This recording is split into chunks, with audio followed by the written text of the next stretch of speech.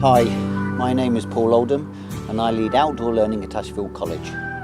The aim of outdoor learning is to get our children outside as much as possible, learning in the natural environment, whether it be maths, English, history or teaching for character.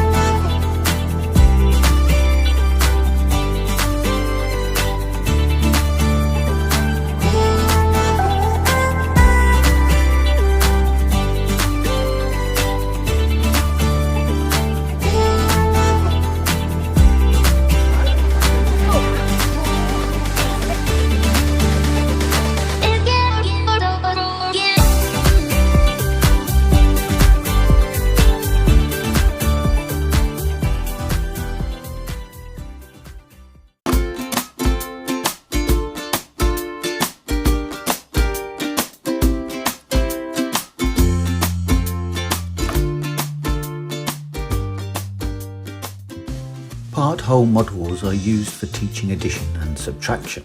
In this example activity, the pupils have used cones, acorns and pasta shape for partitioning numbers. Pasta is for ones, acorns for tens and cones for 100s. The teacher gives the children a number of problems to work through. As you can see, the pupils use the materials to represent each number.